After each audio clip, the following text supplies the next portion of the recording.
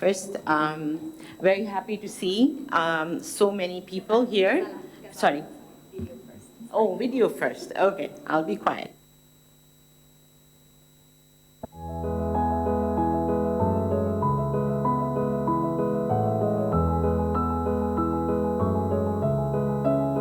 %40 of children under 5 suffer from stunted growth in Pakistan, and there has been little progress in reducing child stunting over the past 3 decades. Globally, this puts Pakistan among the few remaining countries in the world where stunting rates remain this high. Stunting has crippling impacts that are largely irreversible. It is a condition in which multiple pathological changes occur in the first 1,000 days of a child's life that damage a child's cognitive and physical capacity, leading to lower education attainment, lower economic productivity, and reduced earning potential. A Pakistani child born today is expected to be only 40% as productive as they could be by age 18. The risk of metabolic conditions like diabetes, blood pressure, and cardiovascular disease is also significantly elevated throughout life, increasing household and societal healthcare costs. Failure to address this public health crisis on an urgent basis is limiting Pakistan's growth prospects as well as its ability to reduce poverty and improve quality of opportunity. And the impacts are intergenerational. Women who are stunted in childhood tend to have stunted children, further reinforcing the cycle of poverty and inequality of opportunity. So, so we need to fix essentially sanitation, we need to provide safe water, we need to deal with our enormous waste problem, that is both animal waste and solid waste, and we need to actually fix our food system, because while it's not just a matter of food access, we do have a food access problem for sure for poor people, but in addition to that we have a serious problem with food quality and the nutrient content of our foods because of all the environmental degradation we've seen. जब कम उम्र में बच्ची की शादी की जाती है, उसकी अपनी हेल्थ इतनी अच्छी नहीं होती, आगे जो बच्चे पैदा होते हैं वो भी कुदरती तौर पे कमज़ोर होते हैं। अब इन कमज़ोर बच्चों का क्या मुस्तकबिल होता है? एक तो इमीडिएट जो है उसके इफ़ेक्ट्स हैं, बच्चा जब कमज़ोर होता है उसमें यरकान हो सकते हैं, ज़हनी तौर पे मसाइल आ जाते हैं बच्चे में, ऐसे बच्चों को जल्दी इन्फेक्शंस लग जाती हैं, उनकी डेथ रेट ज़्यादा हो जाता है। अगर बिलफर्ज ऐसे बच्चे सर्वाइव कर भी जाएं तो आगे जाके उनके कद और वेट मैच नहीं करता, यानी बच्चा 2 साल का होगा, दिखने में लगेगा कि साल का है।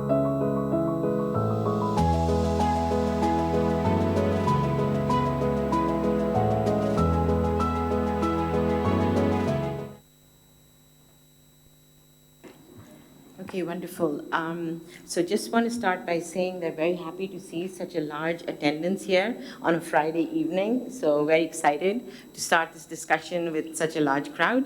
And welcome to all of the panelists. Very much looking forward to this discussion. I'll keep my introductory remarks short. You've seen the video. I'm assuming everyone has read the policy note. And so we at least know the parameters on which we will have this discussion. But the idea was to have it as a discussion note, as a draft note, so that we can look at what's missing from the way we are thinking about this, some of the thinking wrong, and then we can talk about it together. But really, what I hope will that we begin today with this discussion is something we take forward, because we really need to think of a way that we can get out of this very terrible equilibrium we're in, which is literally holding the lives and futures of Pakistan's children and really the country's future at hostage, right?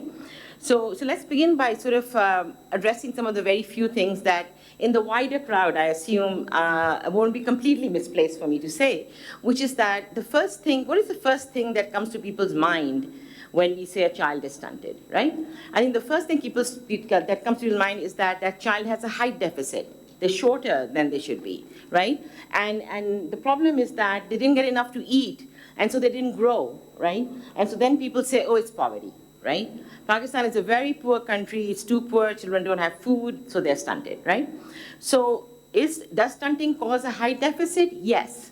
But we know that there are 500 genes that control human height, right? So by adulthood, the height that you attain is largely a genetic fact. There may be a small deficit, due to stunting, right? When we say a child is stunted, we're really talking about that 0 to 2 years of age, really gestation to age 2. At that time, their height and age doesn't match. In that period, they have a height deficit, which continues afterwards. But what is that height deficit really capturing, right? Surely there are some children that have inadequate food, for sure. Surely we have a healthcare problem, right? We don't provide the right curative care, we don't provide the right preventive care. But beyond that, I want to focus on the fact that the word malnutrition, right, somehow takes us down this alley of food access, food quality, even possibly healthcare. But actually malnutrition is equally a problem of the child's ability not just to get the nutrients, right, but to absorb those nutrients, right? And it is really this nutrient absorption problem that is often sort of like missing from people's minds. That's not anybody's fault, really. Partly it's also because the research on all of this is much more advanced in recent years, I'd say over the last 2 decades, where we've become much clearer about the size and scale of the impact of these environmental factors, right? So what are the critical environmental factors? These are largely have to do with the environment in which the child lives, right? So this has to do with the state of sanitation. Really, let me back up, actually. It's really about a child is born into the world with a suppressed immune system, right? It takes a few months for that child's immune system to develop. During that time, the child is very susceptible to infections, right? So any pathogens in the environment are going to be much more risky for that developing immune system, right? 80% of a child's brain is developed in the first 2 years of life, right? 80%, right?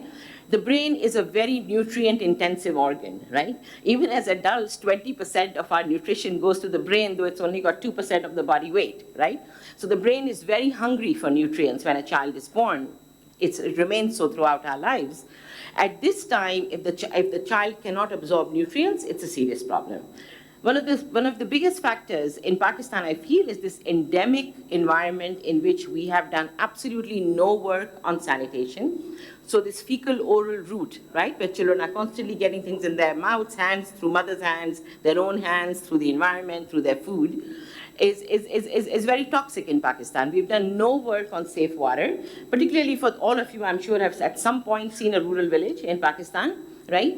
There's generally fecal matter in open drains if it's not on the streets. There's no availability of safe water. There's no treatment of water. There is no treatment of waste. Solid waste piles are everywhere. On those solid waste piles, we see the usual, from babies' diapers to animal waste. And what has become much more clear recently is that infants' exposure to animal waste, right, is very risky. Till very recently, I would say even the last decade, it wasn't quite clear how much impact animal waste was having on children. But now there's very good research showing that in the 0 to 2 age group, when children are putting everything in their mouth, a lot of children in rural villages particularly are ingesting animal feces, right? So there are chicken running around and they're putting that into their mouth. In fact, there's very good research that has shown up to 4 pathogens in the stomachs, in the intestines, I would say, of children who are exclusively being breastfed, right? So those are coming obviously through the child's autophagy or the mother's hands or other things where they're taking animal and other feces. There's a possibility of ingestion. So I think that the biggest thing we need to, in my view, and I want to hear other people's view, that we absolutely need to fix are these critical environmental factors, right? If we don't fix them, then even if we provide good food, even if we deal with this nutrient problem, right? And surely there is a problem of that, we're not going to be able to address child stunting, okay? And then the other factor, the other environmental factor, and I'll stop with this one, is actually becoming equally serious, which is the environmental degradation that has happened in Pakistan. Our land is very degraded, our water sources are very polluted, putting all this excessive fertilizer into the soil, right? All of this is also leading to a situation in which the nutrient content of foods is declining. as extreme heat waves hit us over and over, the nutrient content of food gets further damaged, right? And we're not paying any attention to this issue. It's not on our horizon.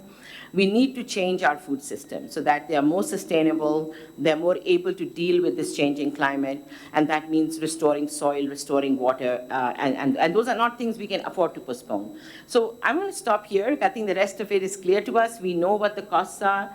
The policy note lays it out, right? When a child suffers cognitive damage, that means they don't get adequate schooling. They cannot focus in school. They don't attain as much schooling. Their bodies are weak. They're subject to infection. They get diseases in adulthood, as we've said. They earn less. They're less productive. And really, as with the changing climate, this means that we are sending a very weak human being into an environment where there are going to be terrible heat extremes. This is very risky, right? So we are really creating, I honestly think this is like one of the biggest crises we are creating in our present and in our future. So let me stop here and now bring in the panelists with my introductory spiel. So I think my first question to all of you, and we can all speak to this as you like, is really, so what will it take, right? Why has Pakistan been unable? Is it a failure of our understanding then, right? Is it a failure, is it a lack of interest, right? Is it a lack of, is it poor policy implementation? Is it something else, right? So let's maybe spend a few minutes talking about why have we failed, which is a backward look, and then we'll shift our attention to the forward look, yeah, which is what should we do? Please, Sabina, if you'd like to start. Thank you, Ghazala, for that background. So I'm sorry, when I was being called to the forum, I just came unannounced. So maybe I'll just tell a little bit about myself. I'm Dr. Shabina, as you see there.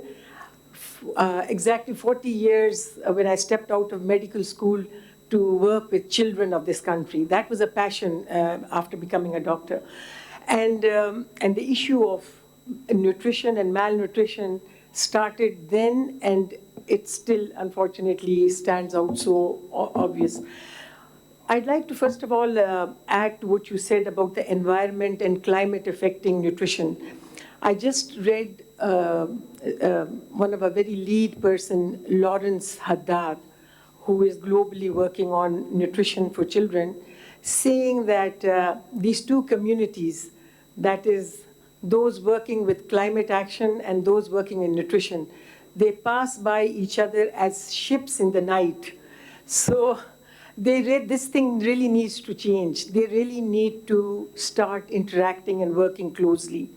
So very right, in Pakistan, climate has a big impact on the environment, and these are all so interlinked, having an impact on nutrition of child. I'd just like to say that the first mistake we made when we started off around nutrition for children was we thought it was all related to very nutrition specific within the health domain. So we were all focused on working in health-related interventions for children when we were talking about nutrition. Over the years, we realized that this was multisectoral. So the first mistake, which then everybody has now rectified, and we as a policy in the government have started looking at nutrition from a multisectoral angle, which I'm sure during our discussion we'll hear more about. The other mistake I feel was that nutrition never came out at the top as a priority for the country. It's only of recent that our leadership has been talking about nutrition and malnutrition. You see, while you spoke about the effects of nutrition only on the health of a child, ultimately it is not just the immune system and the physical growth, but also the ability to work as a workforce and to contribute to the economy of the country. So a whole nation of more than 50% or around 50% stunting means their ability to produce, or productivity is compromised by 50% as a nation.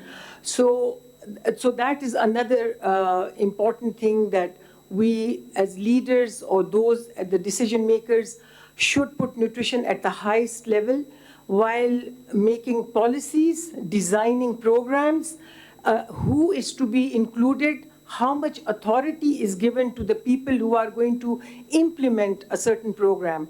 So within the program, it's important to give equal authority to those who are responsible. Another critical thing which I thought was missing is the accountability and the transparency of our programs. So we need to put in that, and that is done through best monitoring of programs and best supervision. It does not have to be punitive. We should not think on those lines, rather on hand-holding and reflecting where things are, the gaps are, and how to fulfill. We do know that there are capacity gaps after devolution, which went straight down to the provinces and even below without building their capacities. And also the big gap is giving resources to where you're doing your planning. If they're not backed up by funds and resources, then making a plan or designing a program will not function. So these are just majorly broader things that I'm touching upon. I'm sure all the panelists around the table will have much more to add from their specific. And I'm just coming back just this morning from a regional conference on South Asia, which was talking exactly about malnutrition, which was led by UNICEF. And I heard the executive director for the region saying that although there are plenty challenges, but there are also many opportunities. And we all need to join hands and learn from each other, cross experiences from the region. There are examples of wins, people have done best in certain areas, but it has not been upscaled to the level where we can see and measure impacts on our population level. So we need to learn from the region, from within the country, and not give up hope. So I'm always talking about, although, like I said, I started with 40 years, and I cannot say that there haven't been moments of success. We have to cash on that and give hope to our younger generation to build on what others have done. So thank you very much. I think I've taken quite a long time. Thank you. No, it's good. Would you like to step in? Yes. I think you've been wanting to. Yeah, thank you, Ghazala. Thank you very much. And building on what Dr. Shabina had already highlighted, to reflect what we have actually done to address the malnutrition in this country.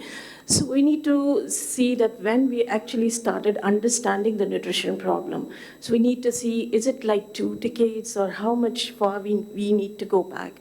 So yes, it started with the health system because that was the immediate identification or determinant understood at that time. And that was the start as, addressing some immediate underlying causes, infant feeding and care practices and all those needs of our mother and children who is actually required to be addressed through health sector. So that was our start to address malnutrition. However, building on that, I still believe that we are somehow, appreciating the multisectoral nature of malnutrition because we have multisectoral nutrition strategy, we have policies, we have plans. The things where we are lacking is that how actually implement all those policies.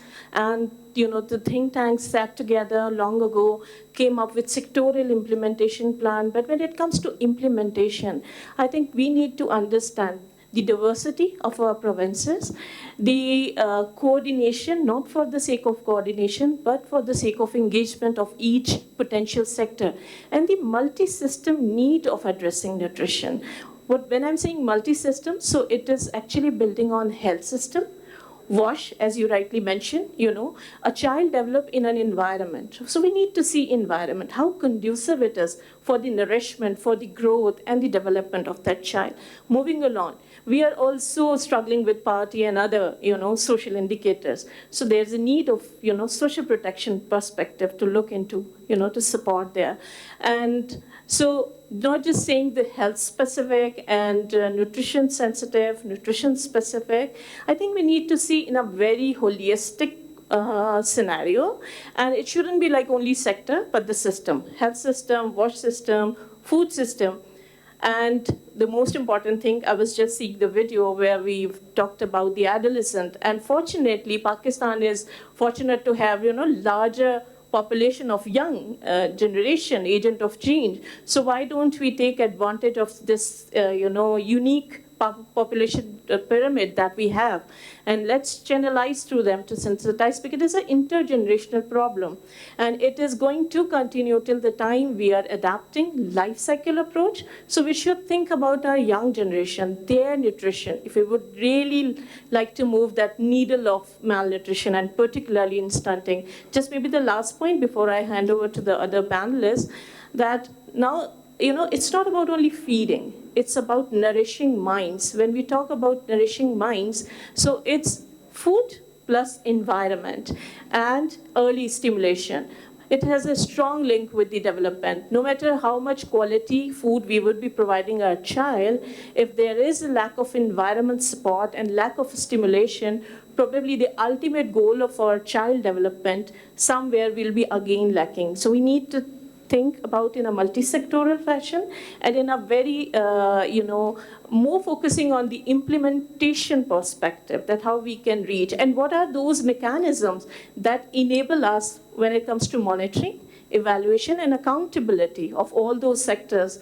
Somehow they are contributing to the, malnutrition status of our country. So, Great. thank so you. I'm going to hand over to the RIF next, but I just want to say, so far, I've heard that we've focused too much on health to the exclusion of other things in the early days, and it has not been a sufficiently high priority, right? And it's about, you brought up the fact that that perhaps we are focusing multisectorally, but it's an implementation problem, right? So I want to problematize all this a little bit, right? Is it an implementation problem, or is it a lack of, that it's not a sufficient priority, or is it that we're not thinking holistically, in fact, right, about it, and that's what's causing the failure? But Durego. I think we are not thinking holistically.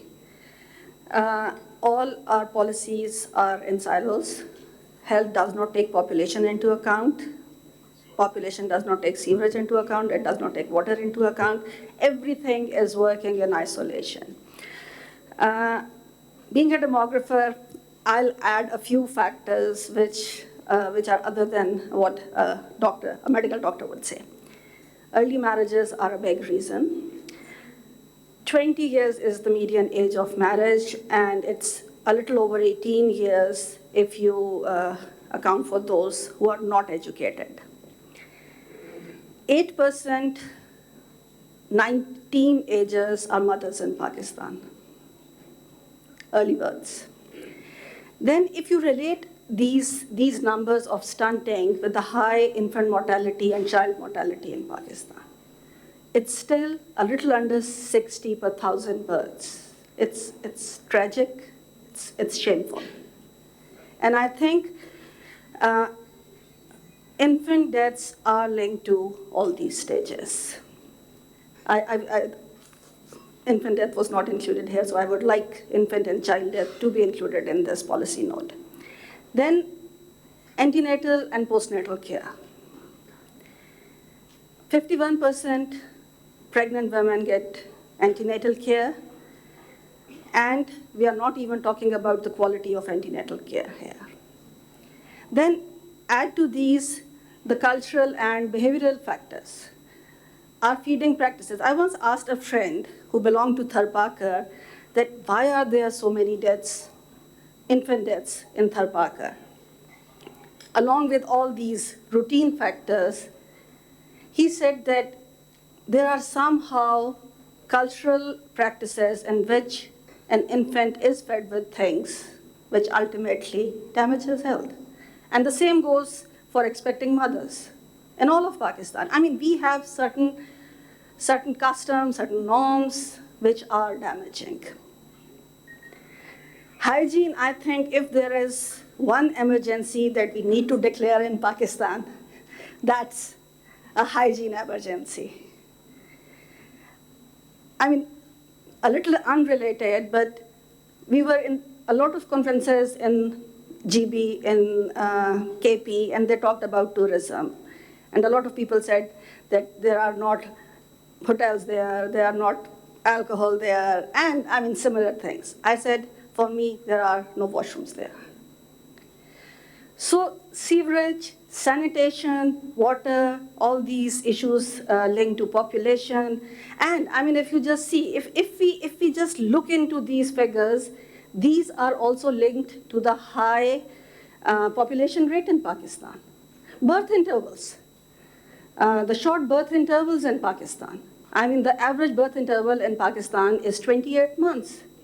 And given that the average interval is 28 months, considering the high fertility rate, just imagine the frequency a female is going through the whole process. Everything is leading to this. Thank you. I love the hygiene emergency. This is exactly what I would like to see done. Massive behavior change and focus on hygiene, which we can do. A bit. Please, go ahead. So thank you very much. I'm so glad that we're talking about stunting because it is a hidden problem but of immense magnitude. So I think the key question was, why have the stunting initiatives not worked here, and what can we do in the future which is different and this will make it work? So I think the first thing to understand is that stunting is a fairly complex problem. Okay, so there are many drivers of stunting. One, how you are born. So that really comes into play, the pregnant woman's health, and that, then what was your breastfeeding experience, then what is the quality of the diet you are having, then what is the quality of water you are having, then what is the environment that you are in, the pollution and all of that. So all of these things combined, right? So it's not like a very specific problem like a hepatitis B control program that one vertical program will come and fix it. Okay, so this is not an easy challenge to have. Okay, on the other hand, this is also a kind of it's still a solvable problem. We know from our notes that many countries which have been given examples of have fairly fixed this problem. Okay, so one way is that when the society kind of lifts up this, because it is such a multifactorial problem, it gets better. Okay, but what can we do different? Okay. So there are few things that I think, so there is no question that, the responsibility of the government and all is there.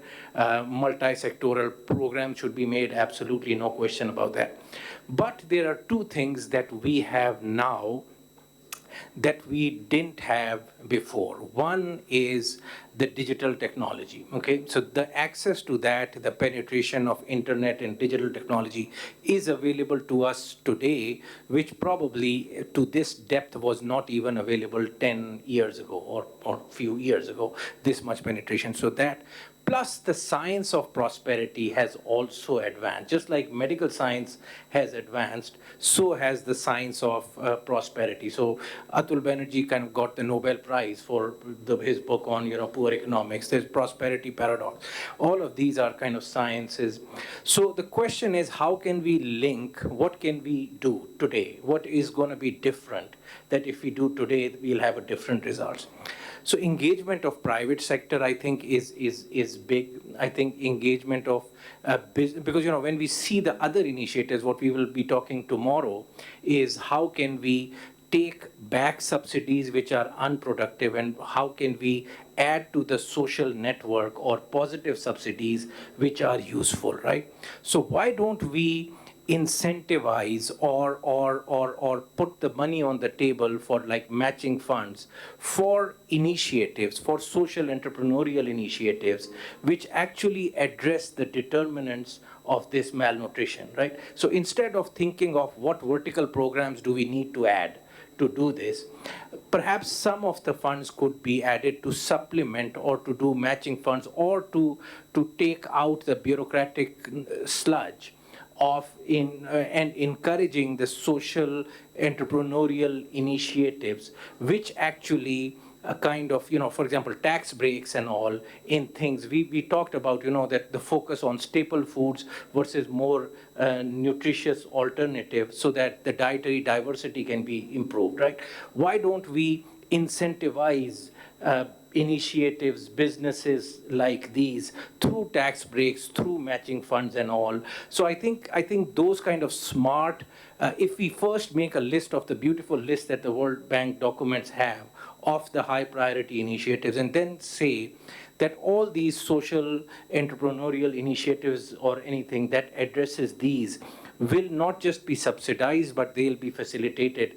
There may be like matching funds for it and all. There may be tax breaks for those kind of things, which improve the penetration and all, which leverage the digital technology to address them and all. So I think in addition to our conventional thinking, these kind of interventions, if also are applied, because many times the penetration of these kind of, Pakistan has $2 billion worth of charity that happens, according to the older kind of estimates, probably more. But social entrepreneurship, so with the government kind of smartly doing policies, taking the private sector along, taking the NGO sector along, and really focusing on these one step at a time may be the way to go. Would you like to next?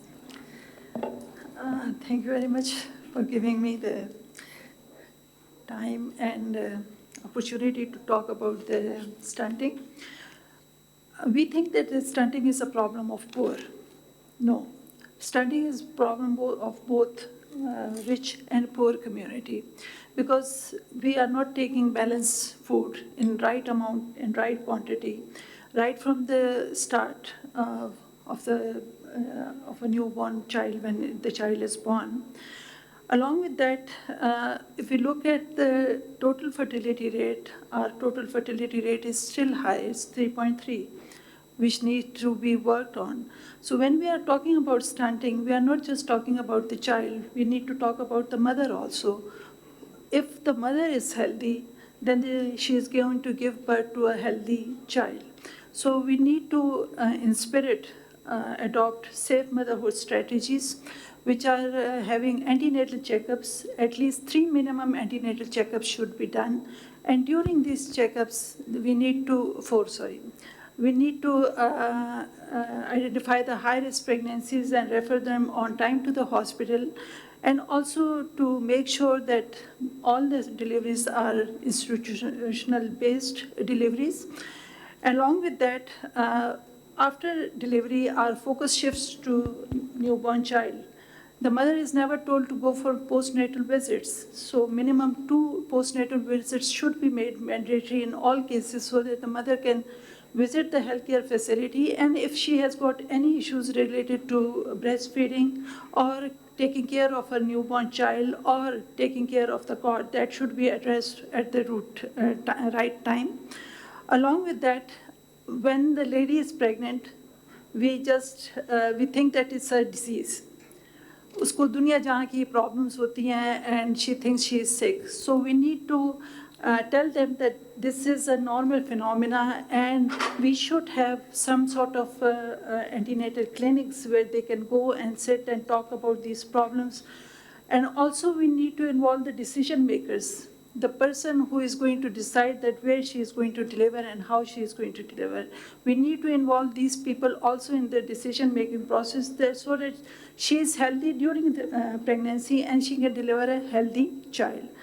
So, sorry, I don't want to interrupt the flow, but I feel like a lot of you are focusing on the question I didn't ask. So I failed clearly in my question, which is I wanted us to take a backward look. Why have we not been able to do anything? And then come to, what we should do about it. But so I want to refocus us a little bit. And Kulsum has not had a chance. So you can speak, but you have to speak to why we have failed, just to keep this discussion a bit focused. Yeah, why we have failed.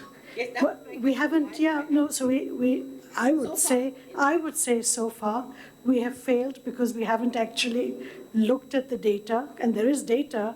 The current survey, the latest DHS of the government says that 57% of children under the age of 5 in the lowest income quintile are stunted, and 22% in the highest income quintile. And it's a line that goes like this, it goes down, but it doesn't go to 0. So that immediately tells you, because you presume that the rich have enough to eat, that it's not just a nutrition problem, it's a more complex problem. So I think that's the first point.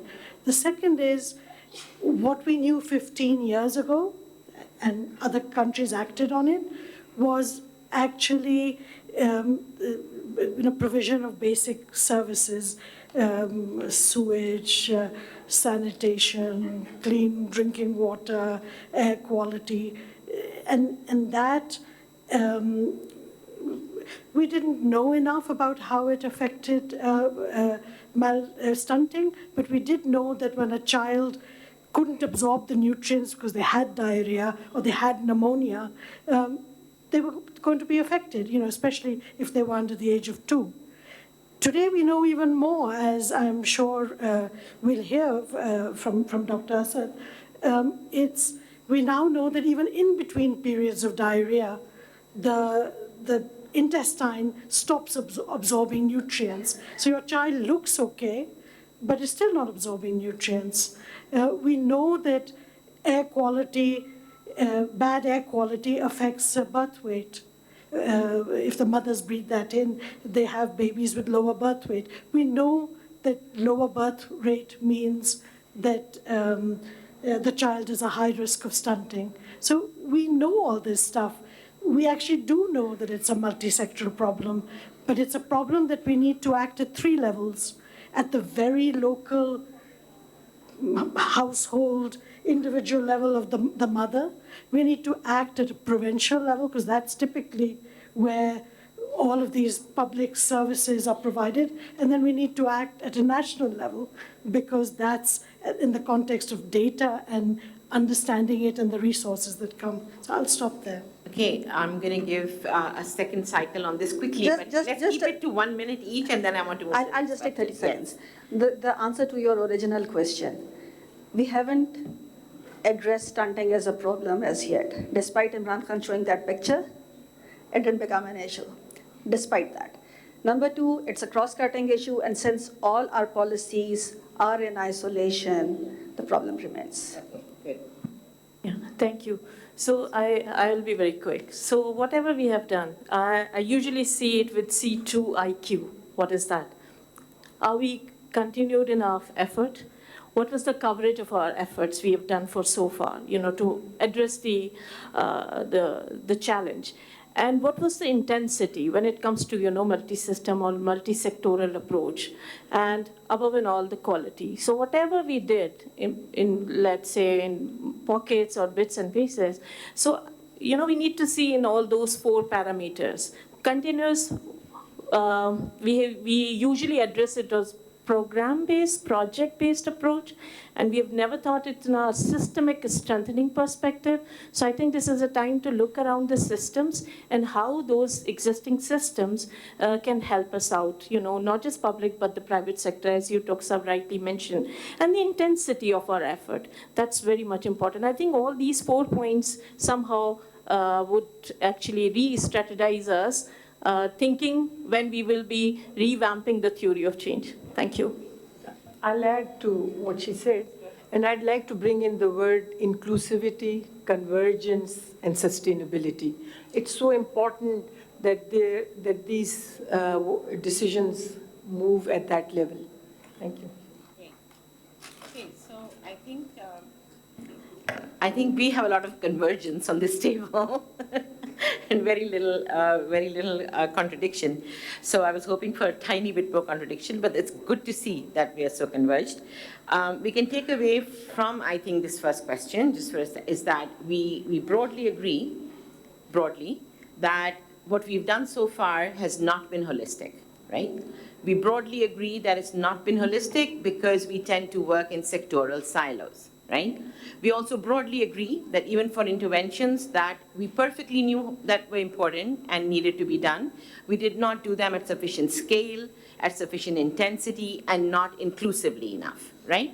We agree on all of that. So if we start from here, and I just want to sort of give a particular shout out to the issue of fertility, because it's very, I think it's actually, like you said this beautifully, that they pass like ships in the night. The same is true of fertility, where we have not looked at, and I think today you brought it out really well, that I think it's a crisis in its own right, which affects growth, but is also very intimately linked to child stunting. We know higher order children are more likely to be stunted. Mothers who have children early are more likely to produce stunted children. So just rounding out what we've learned so far, I completely agree with what you said, which is also that I think you said very well that part of the problem is that it is complex. It's not one of those silver bullet issues, right? Where you do this one thing, you find this one vaccine or something, and now we are good to go, right? It really requires action in such a complex way, in ways that we don't know how to do. I know we in the World Bank don't know how to do it, because we operate in sectoral silos, right? Our health team doesn't talk to our ag team, we don't know what each one of us is doing, or where we are doing it, right? And so with that kind of structure, the government replicates also that similar kind of working in silos. So I think we've, to my mind, I think we have a very rich understanding at this point, a collective shared understanding that we understand that we failed, because the data tells us that we failed, right? And we understand why we failed to a degree. But I'd love to hear from others in the audience once we are done also what their thoughts are. Let's move a little bit in the time we have to also talk a little bit very specifically. And you started a little bit, but I'd like to hear a little bit more detail. What could we get out of digital technologies, for example, that we haven't understood? So what do we need to do? How are we going to break these sectoral silos in government at the provincial level, right? Or how are we going to get federal and provincial to talk to each other in this decentralized environment? And also, how are we going to make this a higher priority, right, than it is right now, so that we have that kind of high-level push and that high-level funding. You also raised the point very correctly that we are burying a ton of money in bad subsidies, and if that money could be released from those subsidies, it would be available for really urgent action on things like child stunting. So I want to move now to answer these two questions, right? What kind of strategies will be needed to address this? Is the form of devolution in Pakistan actually a hurdle in some way to doing this? Or is it just that we work in sectoral silos and that sectoral silos could be addressed? Look at the poll. 86%. Wonderful. Okay, that's very consistent with our collect, and I'm glad. Okay, so guys, I'm going to give each of you an opportunity, short, to address this question. Okay? Yeah, please. Okay. I think more decentralization is needed. Because if you remember the PIDE paper on malnutrition among children using the PPHS data, there were 3 factors that came out as significant. One was housing type, then toilet facility, and the third one was lady health workers. They were reaching out to people. So I think reaching out to people, letting them know what is right for them, and by implication, the next generation. And you cannot do it while sitting in the center. Do you mean more decentralization formally or more of a community outreach effort? Both. Okay. Both. Okay. And we usually talk of food security. I think we need to add some dimension of nutritional security. People not just eating food, what kind of food? A balanced diet may be, at least we can start conveying this idea. Great. Okay. Yeah, thank you. So maybe I'll start with more political engagement and commitment, that how we can raise it, and the better coordination for the sake of engagement. Coordination not for the coordination, but the real engagement at the provincial level, and human-centered approach. Even if we are thinking about any behavior change campaign or something, it shouldn't be one-directional. Something coming from our experts. It should be human-centered. It's what people think, what they understand about the issue. That's very important for me to, to change the, needle, which we are trying for so long. So, that could be another area to look into. And, in such a devolution and such a diverse environment, I think the engaging provincial level and making it more high political agenda could be another thing. And then again, as I said, the systemic approach, whatever we are doing through different systems, how we can better engrave nutrition, not seeing nutrition as a sectoral, agenda for every system. I think that's very important, because that's what we have noticed, that though we talk about multisectoral, but when it comes to nutrition, it is always seen as an outsider, to the health, to the WASH. So it is part and parcel, hygiene. It's so much linked with this cycle of diarrhea with malnutrition. So, these kind of, I think, we need to look into. Thank you. So I think three things I would say. One, I think what can we do is kind of make a very nice list, understanding the complexity of the question, make a list of different kind of at least domains, if not the interventions, which would hit malnutrition in some way. There is not going to be a single intervention which will hit it completely, but if kind of like at least the sectors which hit it in one way, because it is going to be a cumulative effect of multiple interventions which will move the needle. Number 2 point, I think, is that the governments, yes, the devolved governments need to kind of pick this up.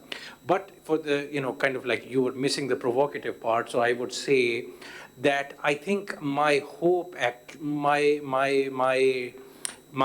out of government initiative being able to fix this is low.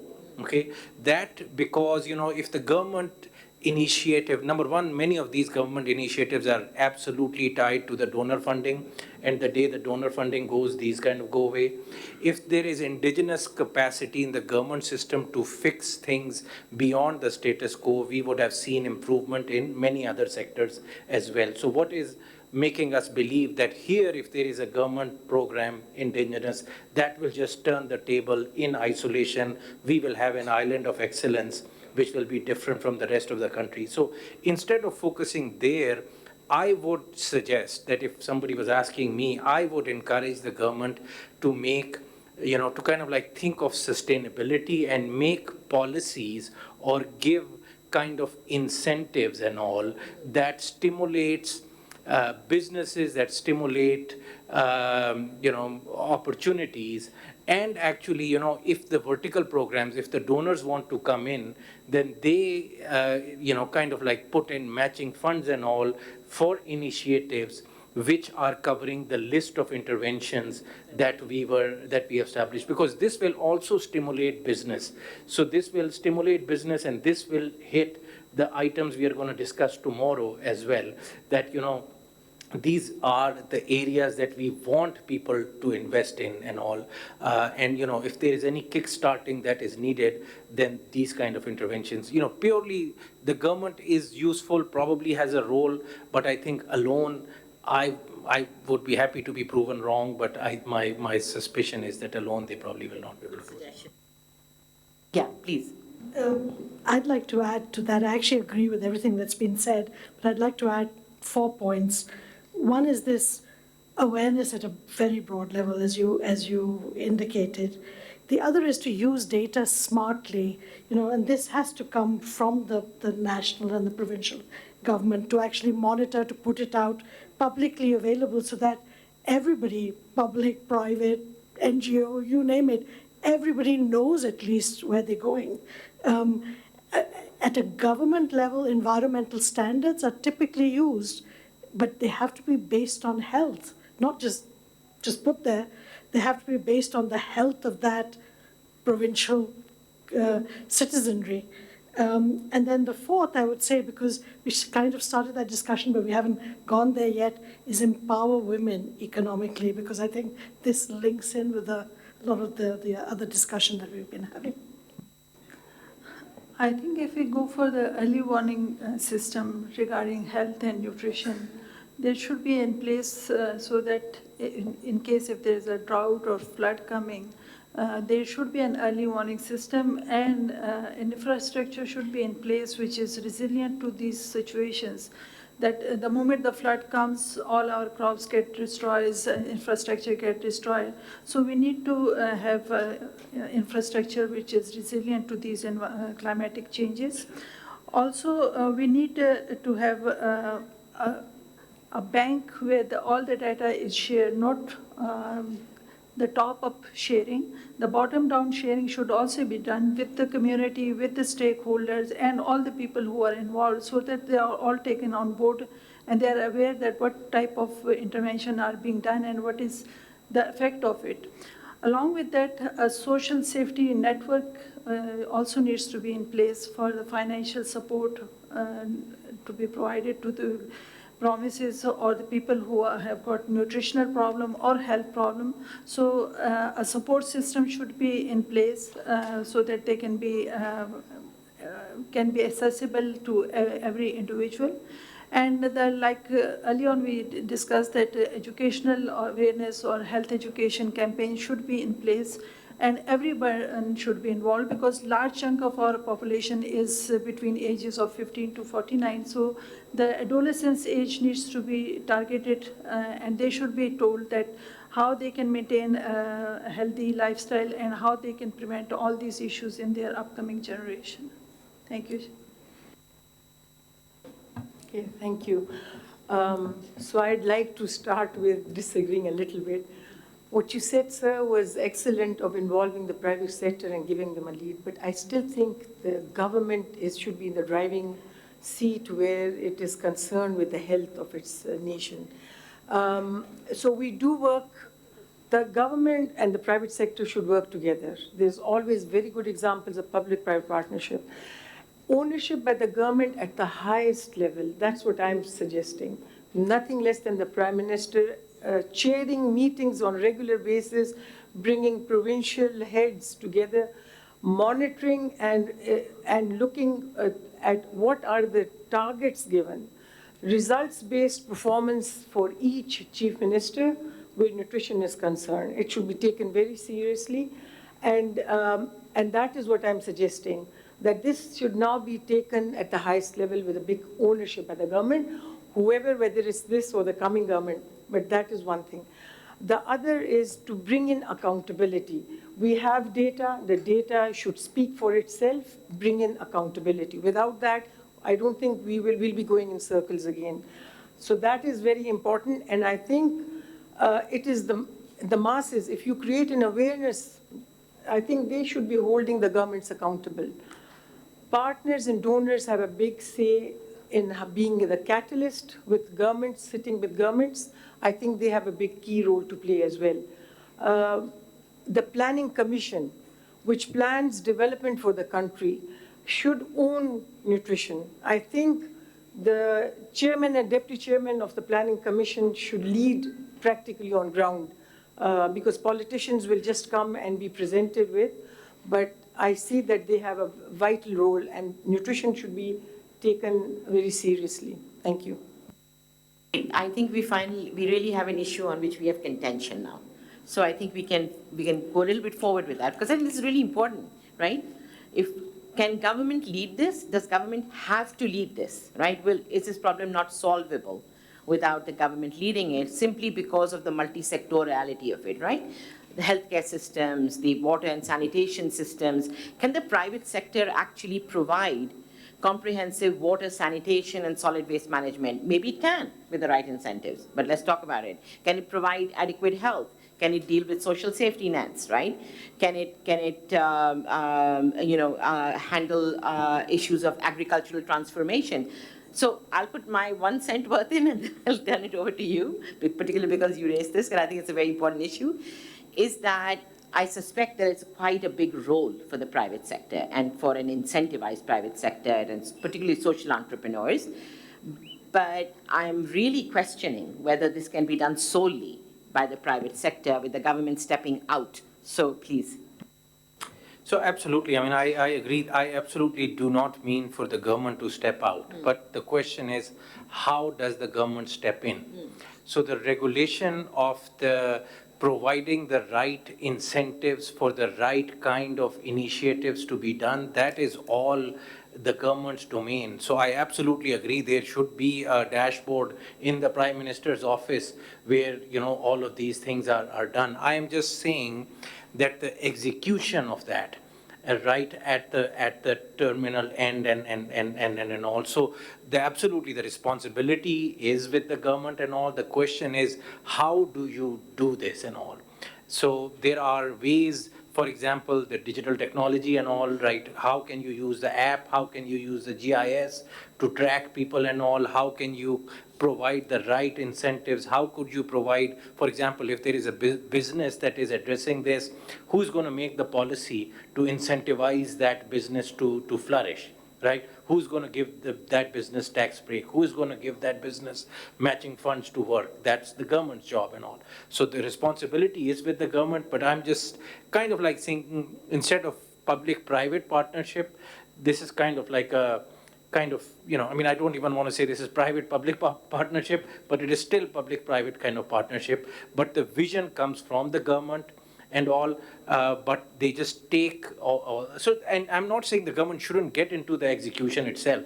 There is so much to do that the government should do their job, but also engage the other sector, because there is so much to do that the government alone may not be able to do it. I absolutely don't want to kind of make the government, kind of like to diminish them, but I'm just saying that this is an inclusive thing that needs to be done. And I'll let you come to, actually go ahead, I'll come. Thank you. Thank you, Ghazala. So I was just, listening panelists was thinking that, we have to think multisectoral, no doubt, but multi-layer and multi-stakeholder. So government and private sector, of course, they has to join hand together, because this is a problem since 1965.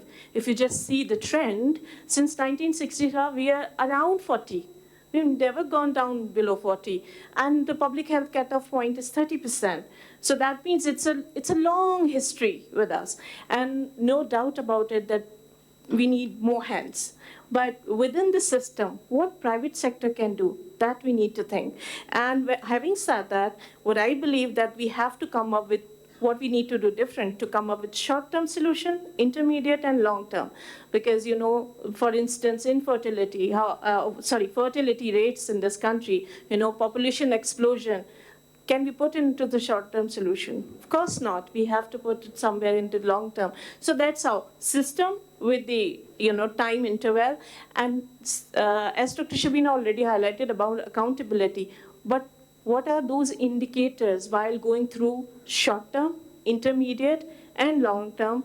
That also needs to be very, categorically explained when we set the accountability. So with the terms of years, it should be very well laid out that what we need to monitor and account for.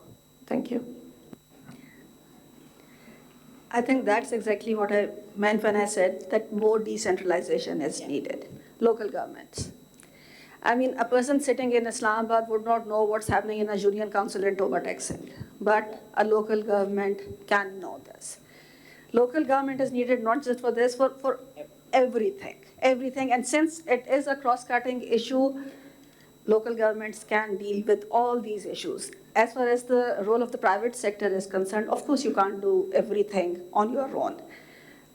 Sewerage, garbage, I mean, we did that in Punjab. Shahbaz Sharif outsourced it to a Turkish company, and Rawalpindi was a much cleaner city. So, but it started with government. Government cannot just say that, okay, we are just leaving this role to the private sector.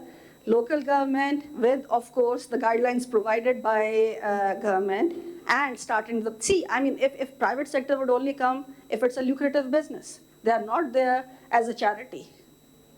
So it starts with government, and local government is the key there. And also a critical role for the civil society in awareness raising, in behavioral change. That is so important. Okay, great. I was going to mention that, and yeah, but go ahead. To just add also the academic institutions, there are a lot of students here, and actually so much more research could be done that focuses on this multisectorial angle and local research in terms of what's happening in particular parts of the country. So wonderful, folks. We're now going to turn to our larger audience on both sides of the room and take questions from them. And please feel free to address any of the panelists or to me or whoever you want to address, right? And take up any of the questions we've raised. So okay, please go ahead. Assalamu alaikum. I'm Najibullah from School of Economics, Qaid-e-Azam University. I want to go in detail but cannot go. So I'm going to ask a simple question. Dates said that one of the main reason of stunting is the climate change. And literature show that the main reason of climate change is greenhouse gases. And Pakistan contribute less than 1% in greenhouse gases. So when we are going to analyze something, we have a policy variable. And for the climate change, the policy variable is greenhouse gases, and in which we are contributing very less. Means that's not our policy variable in Pakistan. So how can we solve the problem from that side that lead to the stunting in Pakistan?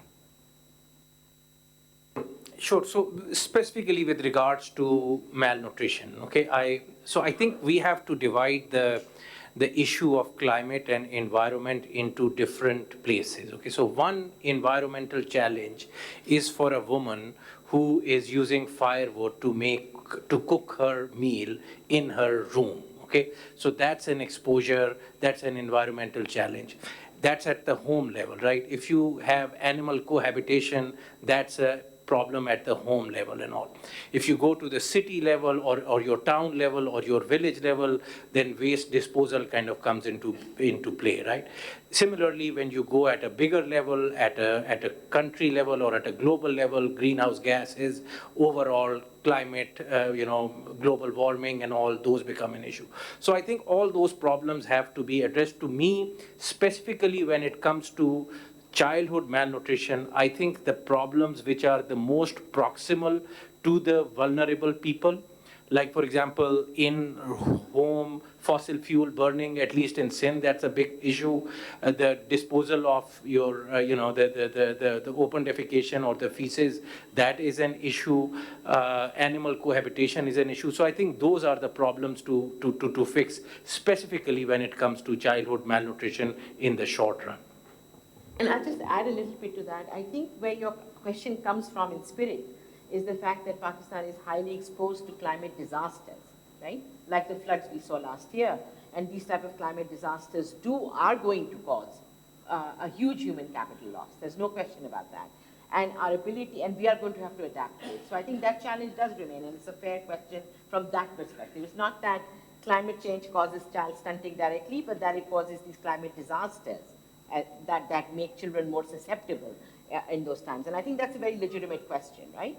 And so, but that gives us even more reason to act quickly because, the climate is changing. It is what it is.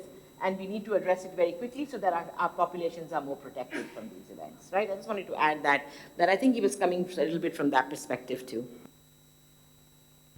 So my name is Naveed Arshad. I am an associate professor at LUMS. I just have two comments. The first one is that hopefully I can respectfully disagree with some of the things. So one of the things there are no two opinions about the stunting and the pre and postnatal care. But when it comes to artificially controlling the population, I think we should be seriously thinking about that, like family planning and others. The countries that have did that in the 1960s are now facing the fruit of it, which is not very sweet. So you look at all the 15 developed countries, look at Japan, Korea, Singapore, all of them actually reached the magic number of 2.1, but they didn't stop there. They actually kept going down to a point that now the Japanese government has spent $200 billion just to increase their population, and they are unable to do it. So while we are doing any kind of intervention now, I think we should be careful of that, what impact it will have 100 years down the road, not 10 years down the road. We'll get maybe short-term benefits, but long-term, it may create problems for us. So we have to be very careful in that. The second comment I want to make is that one kind of pollution which Dr. Saab just mentioned in the previous answer to the comment is the indoor air quality. I think we have severely underestimated how bad quality air we are breathing in our own households.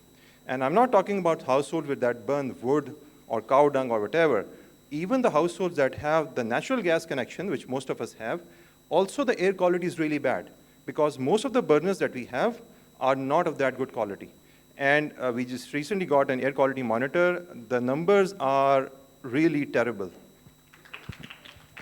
The first question about artificially controlling population, I never said that. I'm just saying, I am against coercion. I'm against what China did. I'm against what even India did when they were using hysterectomy and artificial enforced sterilization. All I'm saying is that we need to put planning back in population, not controlling, planning. There are so many unwanted births. There is an unmet need. I just want women and men, couples, to make educated decisions. Nothing more, nothing less. And of course, I mean, coercion never works. We are seeing the consequences in West. We are seeing even the consequences in China. So just consider a woman going through the same process over and over and over without wanting it. I just want that to be addressed. Hello, Assalamu alaikum. My name is Aisha Khurram. I'm from Lahore. बहुत दूर से आई हूँ to listen to you guys. We are at the brim of economic disaster, as we all know. Please start saying what you guys are doing. Instead, what should we do? Please. We, as a common people of Pakistan, I would like to say our seniors what you guys are doing. And secondly, we want help from you in providing a better and cleaner environment for the generations to come. Thank you so much. Thank you. My name is Akmal Minalla. I am from the World Bank. Thank you for a very informed discussion. One thing that I would want to add to is that it's good that we've been learning and responding to this crisis, but it also relates to the way the governance structures are in place in Pakistan. So the governance structures were in place to face some very simple problems. And those kind of multisectoral problems never existed, and therefore everything works in silos.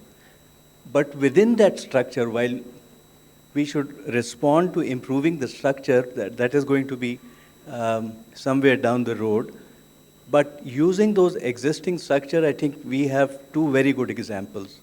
One is dengue crisis was new, but there was some common elements, especially in dengue and COVID-19. One was the convening power of the top leadership who wanted to resolve the problem. And the second was a very effective use of data. So I think even within the structures, if you have a top ownership, effective use of data, and convening power, you can still resolve crisis. Good evening, and thank you very much for the bank for pulling this together. My name is Inusa Kabore, and I'm Deputy Representative for UNICEF. I just want to touch upon maybe three elements. The first element I just want to mention is what my predecessor who spoke was saying. I believe the government leadership is going to be very important. The government ownership is going to be very key to moving forward stunting. And I think we have to work with the government to help alleviate nutrition issues at the highest level. And I just give one example. The government leadership is key. COVID recently. The government leadership has helped a lot to curb COVID here in this country. I just take another example, HIV/AIDS. When it came, it's the government leadership, obviously with coordination from the global community that has helped curb it. And for nutrition here, I think it has to be alleviated at the highest level to make sure that the cross-sectoral aspect could take place. Second, I really like the presentation of Matthew Vergas on the 4 C's. And I really want to touch upon some of the C's. The coordination. Frankly, the coordination is lacking, and we have to address the coordination aspect. At the partner level, we have several discussions, but at the government level, how to link all the other aspects of the government to bring about the cross-sectoral implementation is lacking. And this is something that really need to be addressed if we want to make a dent. The second element is the credibility aspect that was mentioned. If we want credibility, we need evidence. Obviously, there is data, but we need disaggregated data at district level, and we need also, based on these, targeted interventions so that we can address the equity issues. And I like the question that was asked, what are we doing? And let me take just 1 second to say what we are trying to do. We have selected 25 districts in which we are going to do cross-sectoral work, integrated services at the provincial level to bring about coordination and cross-sectoral and addressing the gender aspect and the community level aspect. So I'll stop here. Thank you very much. So thank you, and I'm going to switch back to this side because we're going alternating sides. Yes. From before? Okay, please go ahead if you know who. I can't see the whole room clearly. Yeah, thank you so much. So, discussion basically look into the stunting issue, but we are trying to suggest that these are the suggestions that we always heard from the various forum, and the way that I see this, we have to revisit the definition of stunting. You know, when we're looking into the real issue at the very grassroots level, then we realize what is actually stunting mean for the poor people and the people those are living there. To me, it's a behavioral issue that whether we realize the importance of health at a very grassroots level, no. Unless we educate our society in terms of looking into the importance of this entire issue of health, we may not address this issue.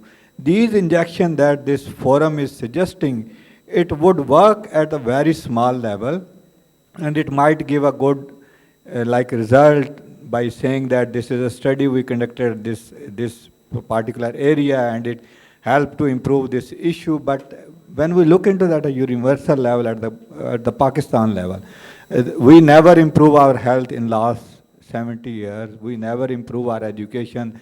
And if we look into the South Punjab, a numerous injection was there in terms of so many intervention by the every stakeholder. I called it like a national government, sub-national government, local government, NGOs, but still poverty is there. So if it's like a governance issue, it must be resolved. If it's like an economic issue, it must be resolved. But I think we need a deep thinking before we suggest something to really look into this issue. Thank you. Great, thank you. Thank you, Dr. Shavina, for viewing me. I actually could not be seen by Ma'am Ghazala. Someone else is speaking. Where? I'm over here, ma'am. Oh, okay. I guess we're on this side right now again. Okay. Thank you, ma'am. Actually, I have two things I wanted to say. One is sort of a question, the other is a comment. It's kind of ironic. I was looking at the panel and then the discussion on the other hand. We did say that we want we need to come out with the sectoral silos and, you know, engage on with different sectors. Unfortunately, the panel over here is not very diverse. And I think it is necessary that for future reference, we bring people from different sectors so that they can engage in this discussion. And child stunting can not only be solved from health perspective, but other perspectives as well. Secondly, many strategies were mentioned like decentralization, food quality, food security, women empowerment. One thing I feel like should be mentioned, and I would like to take the panel's view on this, is infrastructure development, because if it's not just specific infrastructure as in buildings and roads and all of that. Yes, it provides access to facilities, but infrastructure as in health infrastructure, infrastructure as in education infrastructure, so that we can make awareness among the masses, among people. So I think that would lead people to be more aware, and will eventually we can have development in different sectors. Other thing that I'd like to mention is when we speak about sustainable solutions, we need to look into three factors: the society, the ecology, and the economic aspect of child stunting. So I think I'd like to take the views of the panel on this, that how can we look into all these three factors in order to have sustainable solutions for child stunting? That's my question. Okay. Do you want to answer that question? Yeah. Go ahead. Thank you. So thank you very much for this question. So you were mentioning about the infrastructure, and that's why we always say that let's talk about system. So when we say system, it is a different meaning versus sector. So system does take care of infrastructure and other aspects. So, when we are kept highlighting that it has to be a multi-systemic approach, rather a multi-sectoral, so there is a difference. It do take care of all those dimensions which are required, to take care, not just infrastructure, but other aspects. Let's say, talk about information, all those dimensions which are fitting into the system. So rest assured that when we talk about system, it will definitely take care of infrastructure. Thank you. Yeah, I have a very simple question. So, well, everyone's been talking about stunting and health and, basically looking at hygiene.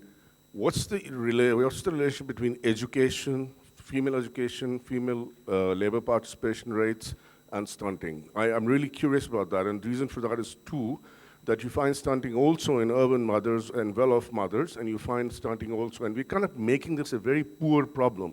It's not a poor's problem. Happy to come in on this very quickly as an answer, then we'll switch to this. You're absolutely right.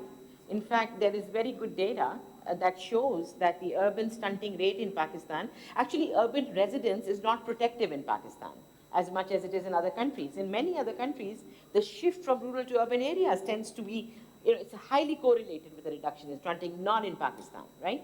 Poverty reduction is highly correlated with a reduction in stunting, right? This aggregate lifting up, not in Pakistan, right?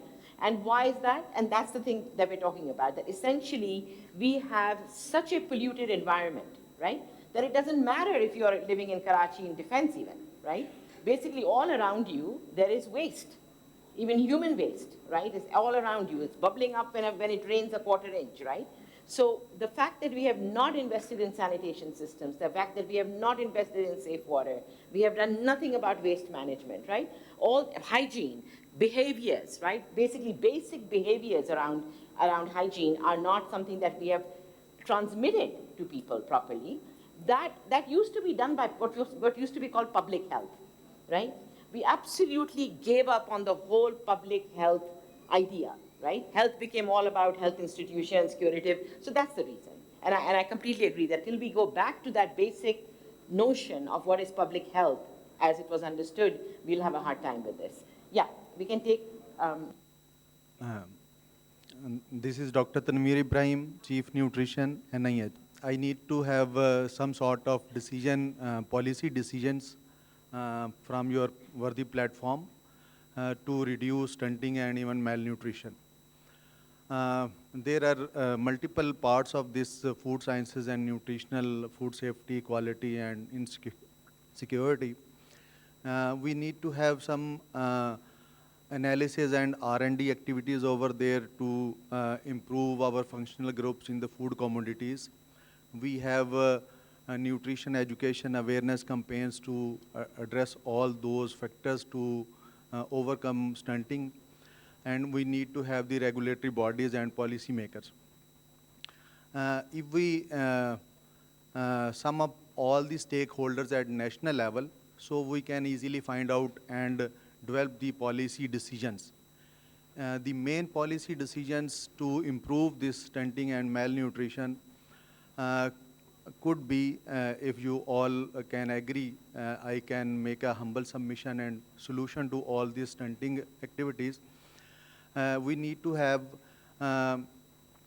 incorporation of food and nutritional sciences graduates to our primary and secondary health and education sectors to disseminate the balanced food and other nutritional awareness campaigns.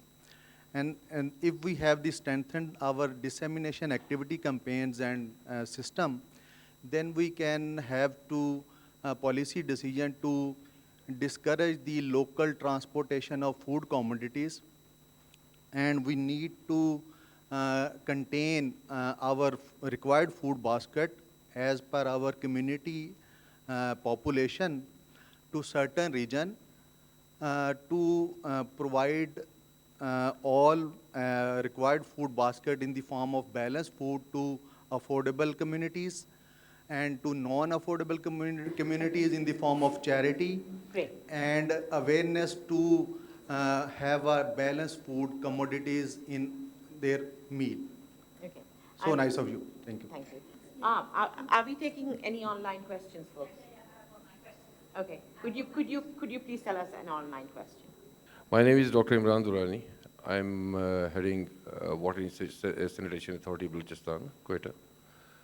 I have 33 years experience in this sector, water and sanitation, all over the world. What I feel is that, honestly, that laws are there, rules are there, officers are there, NGOs and international NGOs are there. I work for Oxfam, Red Cross, and other organizations also. What I feel is, I agree with the UNICEF head was here. Yes, they are working very hard. World Bank is there. We are also dealing with the World Bank in our project. One problem what I felt is, this is our nation's main problem. They don't want to learn. They don't want to learn. You go to the government departments, they skip. The problem is, what is the citizen responsibility? We always talk about government. Government has to do this. Government has to provide this. Government has to do this. But where are the rules for the citizen? If you cannot clean your house and you cannot manage your garbage, you cannot manage your waste in your house, in your area, then I think it is an illiterate nation, honestly speaking. If you go to Japan and see, wherever you are in a high delegation, high-level delegation, and they just announce, please collect your trash. So this clearly shows that government cannot handle all these scenarios at once, like nutrition, like water and sanitation, like cleaning of everything, you know. So nation, this must be announced. This is the main priority. This is the main problem of the development priorities. Your nation is not ready. People are not ready. Women's, you are talking about mothers. Just a minute, miss. Mothers, today's mother and our mothers, they were different. Honestly speaking, their priorities are different. Okay. Thank you. I think you said we're not ready because the population is illiterate. That literally happens to be true. We haven't educated people either, so. No. I was just pointing out that the low literacy rate in Pakistan is an impediment. They are not managing people. They are not managing their own houses. Okay. They are waste. They are not helping the nation. Right. They are not helping the government. And you know, we can revisit this idea because in most countries, okay, you all agree that, so there seems to be some agreement with the fact that it is the citizens' fault. My sense is that most countries that have succeeded in doing this have had fairly robust engagement with citizens, right? Where they've had widespread community-based, community-led campaigns to educate people, to educate mothers, to educate communities. We haven't done that. So to say, where are the citizens, do they understand their rights? They've never been even told what their rights or responsibilities are, right? So maybe we want to do some of that work, and then maybe we'll see better outcomes. Hazala, can I just ask a question of the audience, please? How many people in this room, if they could put up their hands, knew that 22% of children under 5 of the rich, of the highest income quintile, which is pretty much everybody sitting in this room, that's 1/4 of the children are stunted, your children. How many people knew that? Could you put up your hand? Okay, that's not very good, is it? So there is a role that needs to be played at a higher level, but surely there's also a decision as a nation to be made whether this topic is a priority for, you know, you as parents, your families and your communities and your provinces and at the national level as citizens of the country. I'm just going to give a question and then we're going to go back to. I think one very important thing to consider is kind of like learning from our past and all. So I think somebody here spoke about nutrition. Nutrition is one factor we have spoken about. There is a lot of things. There's maternal health, there is breastfeeding, there is environment, there is water, there is environment, there is nutrition, all of these. So one thought is that, why shouldn't, we should have a comprehensive system where all these things come together, right? So Sindh, for example, just had this syrup, which is still ongoing. It's a multisectoral thing where all these things kind of like came together in different sectors and all and are working. So one very important thing for us is actually to not start from the scratch, because for example, what we are doing here is we are brainstorming and all, right? But I think one very, very important element of that brainstorming is that we are not the first one to address this problem. There have been many initiatives that have been done in the past, and really we need to see why have those initiatives not worked. Or to what degree have they not worked and all, and take it from there. Because, these are not novel things we are talking about, but this multisectoral thing has also happened. I feel that, that analysis and what we are going to do different now is important. So I want to jump in here for a second, because in the first part of our conversation, I kind of started with this, and we agreed, I thought, broadly, that in fact we have not holistically implemented anything, right? So I do agree with you, we need to learn. From whatever's been done, we need to learn if we can. Ex-post learning in complex projects is often very difficult unless you set up learning systems to begin with, but we should go learn. But I think we agreed in the first thing, after a long round of things, that we actually haven't done this thing holistically in one place properly anywhere. And so it's not so much that we've always done this and we just need to learn from it. So I just wanted to kind of go back to that one step, just so that we round the circle here, Dure, and then I'm going to go back to the audience. Even our health and population policies are separate policies. Gasala, may I? Sorry. Gasala on the other side. I promised people online to be able to ask questions, and I'm keeping my promise. We have Anonymous ask. One of the panelists mentioned taking back inefficient subsidies. Where did we go wrong with them, and what alternatives do we have at our disposal? Another person asked, what role do you think genetics plays in stunting? What I mean is it intergenerational? Okay. And last question, what are the symptoms of pregnant women that can lead to a stunted child, and what should mothers do? As well as Abed asked, what would be the effect of marriages taking place later on stunting?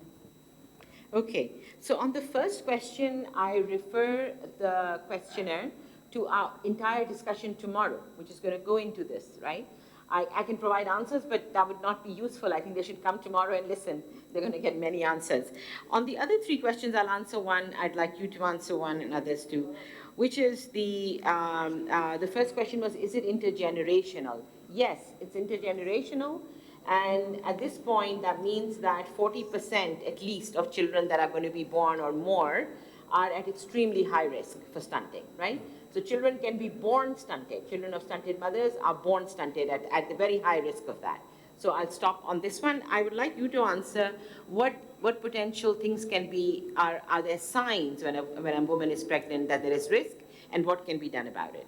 Sure. So just so that, one thing I want to add is that, so when people from Pakistan move to like Sweden or other place and all, after 2 generations, their children have the same average height of the local person. So it's not genetic, it is epigenetic, Absolutely. which is related to the environment and all.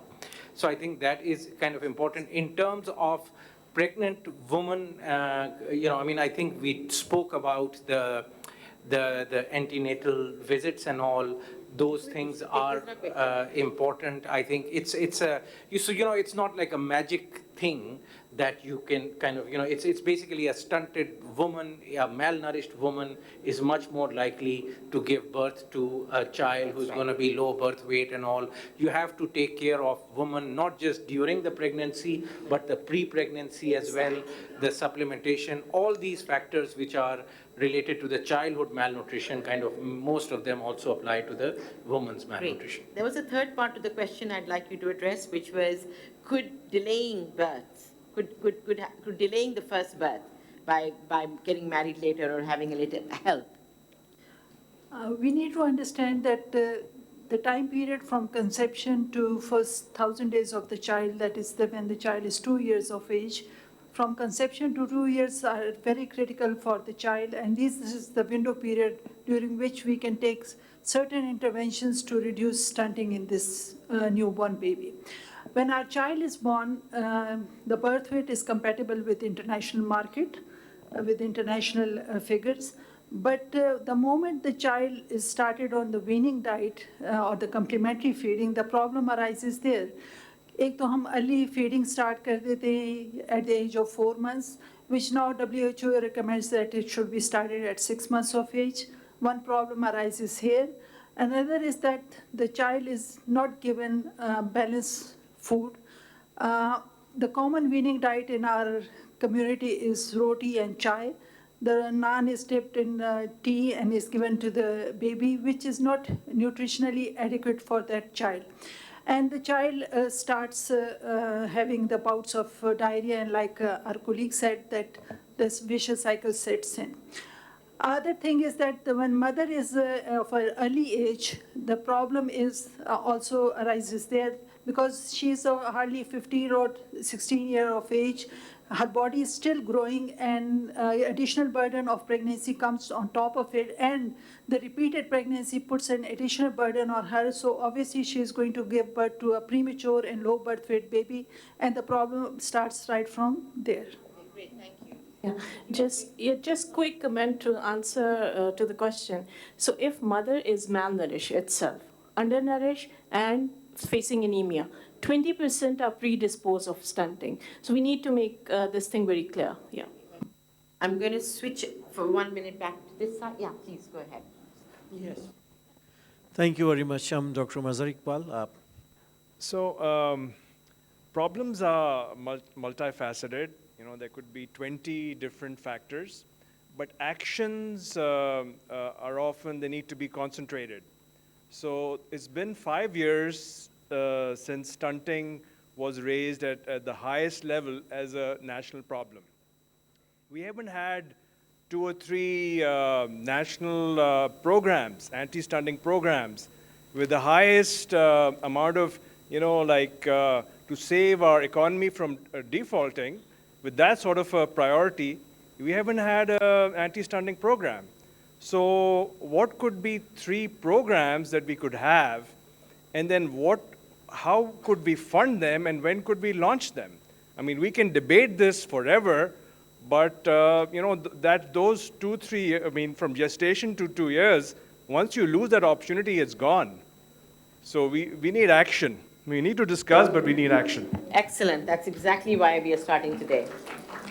That's exactly where we want to go. We need action, absolutely. Yes, thank you very much. I think many of those questions which were in my mind gradually are being asked. So while we are talking about that, it is an intergenerational, or it is a vicious cycle of malnutrition which is coming up again and again. And we also note that Pakistan has the highest number of out-of-school children. So the education sector is a very important, which our survey findings tell us that whether you take any of those indicators with the mother education, that improves. So we need to focus on those aspects which need to be improved in the long term. Dr. Sabha mentioned about, but short term, long term, and intermediate. We need to plan accordingly. The other thing what I'm thinking is that we are talking about, and we just heard again the same comment, that we need projects, we need programs. Why not system strengthening? Why we need to tell education department that you should work on stunting, on your nutrition? If they are already providing that services, if the children are being enrolled, and if there is already some awareness and sensitization on nutrition, that will work. Why we need to tell agricultural department that you should work on food security? That's a system strengthening. Otherwise, we will be looking again the geographic complementarity, the convergence, the sustainability, and all those things. Okay, thank you. Completely agreed. The implication, I don't think of anyone here or on the floor, was that we should ask health education to work on stunting directly or some nutritional aspects of stunting. It was mainly that has to be a multisectoral effort. That doesn't mean that sectors don't do what they do. They do what they do under, I think you raised this before, under a set of guidance about what will it take. That's all, right? And we can talk more about that. But yeah, would you like to comment? So I would just, when we say that, nothing was done and all, we probably want to just have a look at this program called Multisectoral Approach for Stunting Reduction in Sindh. That was done is being done in 9 districts, started in 2018, extended to 21, has involvement of health, education, population welfare department, agriculture, fisheries, livestock, and social welfare department and all. Not all of them are working in one, so many of them are in here, but so effort was done. One can question it didn't work and all. So the key thing is to kind of learn from that and see how can we do better. Absolutely agreed. I think that's a great idea. Okay, I'm going to go this side and please go ahead. Hi, Ghazala. I'll just talk from a very layman perspective, rather a mother's perspective, that I don't know if any mother would ever like to see his or her child being not normal or being malnutrition. So talking from the very natural perspective, like if a mother knows what she needs to do to have a healthy child, she would do that. And that comes to the education, but we know that most of the population, the education numbers are very low in the country. So what would be the time where we can bring that education and we can inform the mother that the malnutrition can result into it. So I would say that we should be dissecting the problem, some which is controlled by the mother and some which are by the government, by the communities, by the other factors, and looking into it, that what can be done by the mother should be communicated through the communication strategies, and then the investment focus should be on the areas, so suppose like the waterborne diseases, that's beyond mother's control, but the personal hygiene, the hygiene of the house is in her control. And those are the areas like a targeted approach to the issue should be considered. That's excellent points. Very quick response. That's exactly why lady health workers did have a positive influence. Awareness, knowledge. That's why poverty was not a factor, knowledge was. So reach out to people, tell them what to do. Great. So I think we're very much on that same, we're very much talking about doing something very similar to what you're saying, yeah? Okay. Assalamu alaikum. This is Noor Mohammed, Managing Director, Public-Private Partnership, Balochistan. One thing that I want to highlight here is, as Doctor said, that the nutrition program is normally led by the donors. As soon as they go, the funding dries out, so we do not have that political willingness to put that in place. And I think as long as, like for the APIs in vaccination, where the international donor has put that as a condition, that is, if you implement that, only then we will make sure the funding. So if it is linked with the international pressure, only then I think we will be serious. Otherwise, we cannot be serious for this. The other thing that I wanted to ask was, I don't know if I heard correctly, that stunting is was not that much a problem prior to 1965. And I don't know if I have heard that correctly. So no, the data is available from 1965. Okay, so we don't know. So then probably I have heard that incorrectly. And another thing that none of the panelists brought that in discussion is the gender, because we in our society, like the male partners are like having a good food, and then the females and then the mothers are given like inferior goods, and the same thing is in the male child and the female child.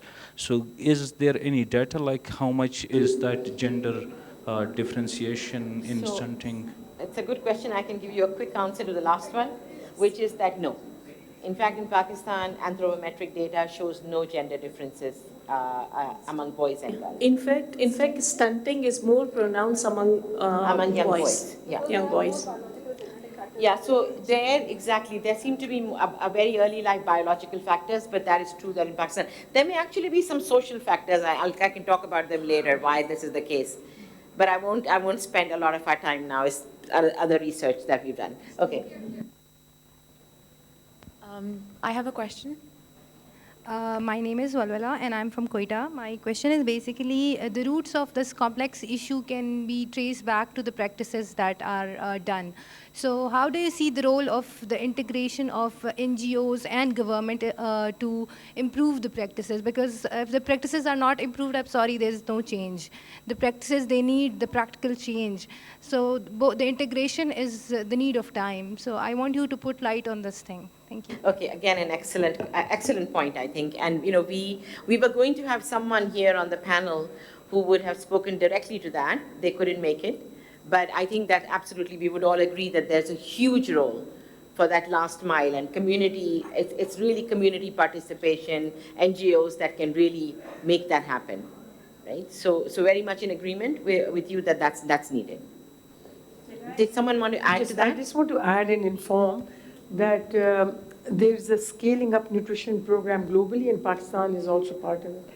Right now, we have 152 NGOs who are working around this, but it needs to be built on, and these are change agents within the community who can actually do what you're suggesting. Yes. Sure. So I think it's not just the issue of NGO, but it's the local solution. And how can you kind of, there's a very, very nice TED talk if anybody wants to kind of listen. The title of it is, Want to Help Someone, Shut Up and Listen. Because the thing is that the solutions and all, for many cultures, there are many subcultures within Pakistan. And, there has to be a lot of respect for those subcultures before any intervention is imposed on them. And there has to be a dialogue, actually primarily kind of, much more listening than talking. And also, I think if NGOs can do it, that's fine. Whoever wants to do it, I think it's very, very important to really respect the local culture and make the solutions out of that local.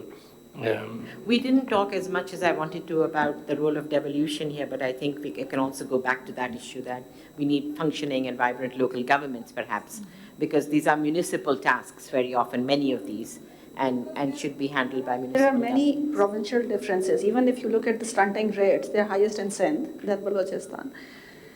There are specific cultural things, and for that you definitely need local governments. Okay, I'm good. I think we're kind of moving on time, but I'll take a couple more questions since they're still coming.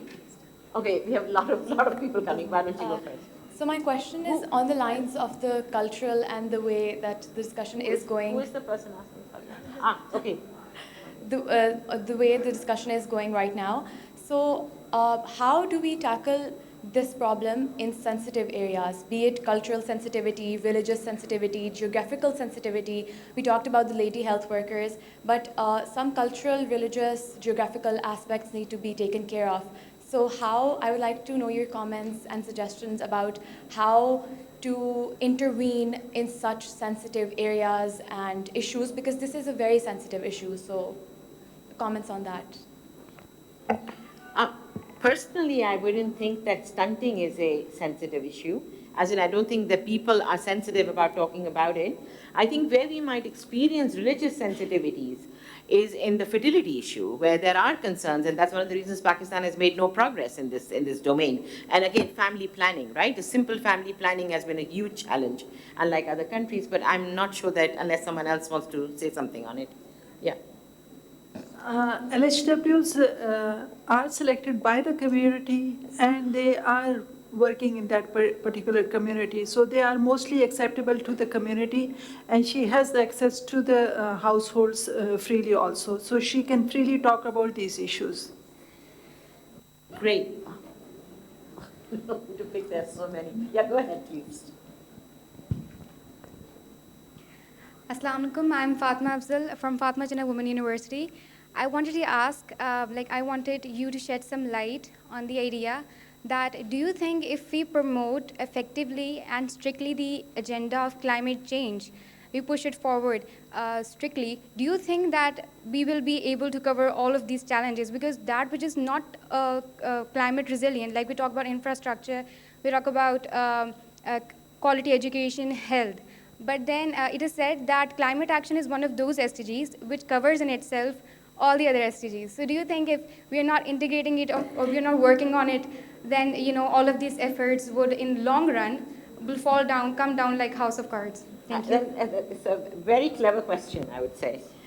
Because at some level you're absolutely right. If we did climate action right, then we would be actually working on a food system transformation, we would be providing resilient infrastructure, we would be very worried about a weak physically weak labor force, and we would be doing something to address that.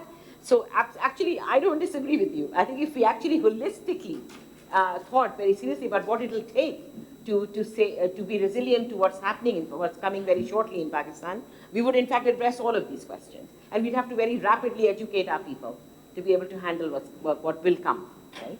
So actually I can't disagree. There's the other angle too, because there are a lot of co-benefits for what we're talking about in terms of the actions that are needed on stunting.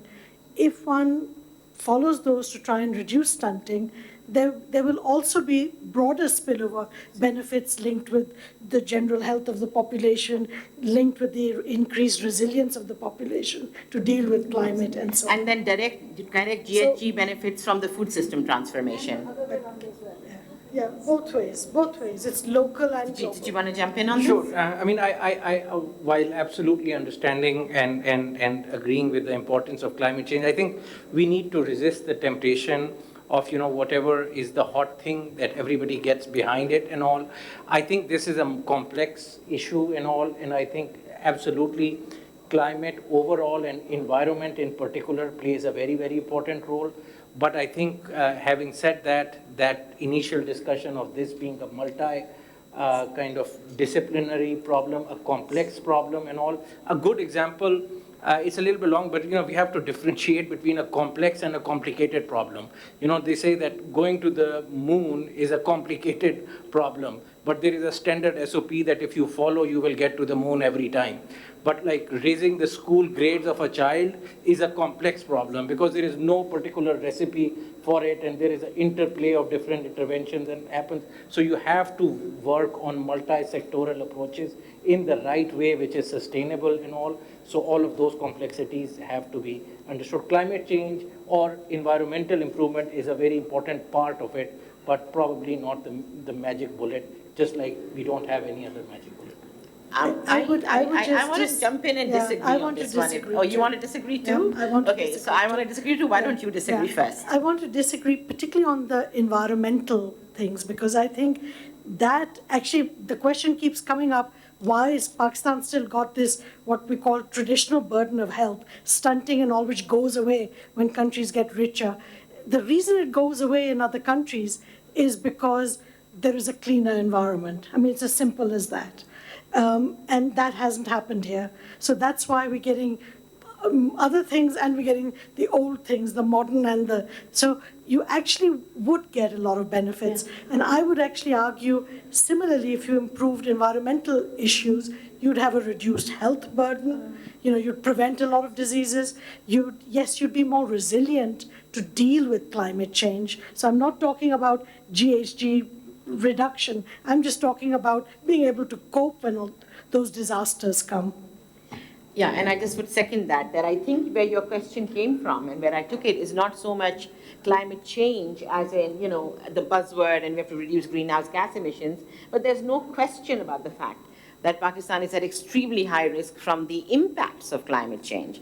And that is going to have to require urgent action, whether we like it or not, or we won't survive pretty much at this point, given the heat that's I just want to add, we have to be very cautious when finding out single solution to the problem. It's not a single solution. I think we should stop on the climate change for the next few minutes. We can continue this discussion later.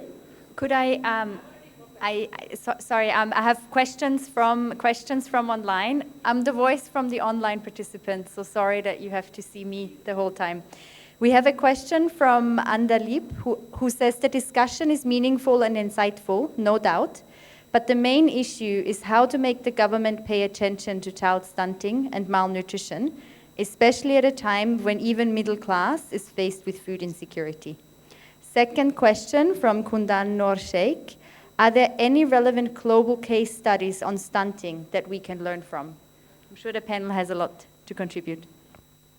Okay, on the second question, there's a vast literature that, and I want to say in terms of practical steps, we are currently compiling evidence notes, and we will have short evidence notes on each of the drivers of stunting within the next few months, and we will make them public, they'll be online. So we will everyone doesn't have to go looking for every piece of the evidence. There are hundreds of papers that provide the evidence, but we're trying to put it all together. So that's the second question. The first one was? Food insecurity. Because there's already such a, we're in the middle of a poly crisis. Yes, I mean, we are in the middle of a big crisis right now, right? There's no question about it. I think everyone would agree with that. But I think this is exactly the time when we should be talking about the fact that child stunting presents an absolutely high risk and has to be part of the way we come out of this crisis, right? So that would be my response, but please.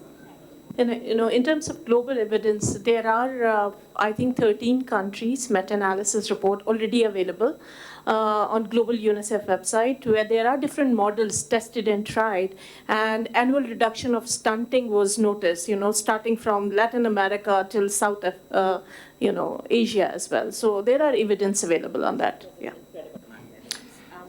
So one thing, what happens in the face of poverty, that what we were talking about, right? So there are three staple foods which constitute like 60% of the diet all over the world, right? So wheat, maize, and rice, right? So in the setting of a hit in poverty, be they floods or anything, what happens is that the dietary diversity is compromised. That you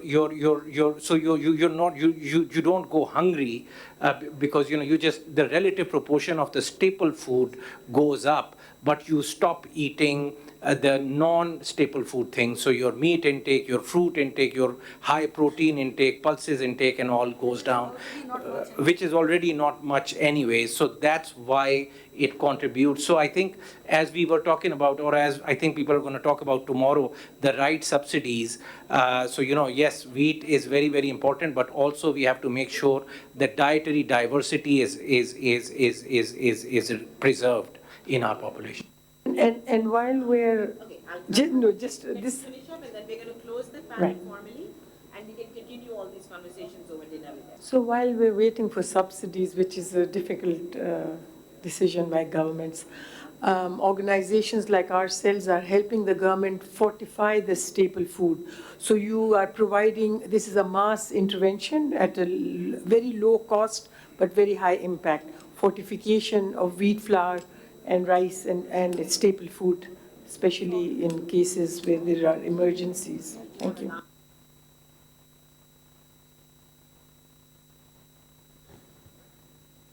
Oh, I'm so sorry. This has been a wonderful session from my perspective. I think a lot of things came out. A lot of food for thought. I think that a lot of agreement and some disagreement, which was really great, right? So we can talk more about our areas where we have more thinking to do, more talking to do, more discussion to do, hopefully with a good solution.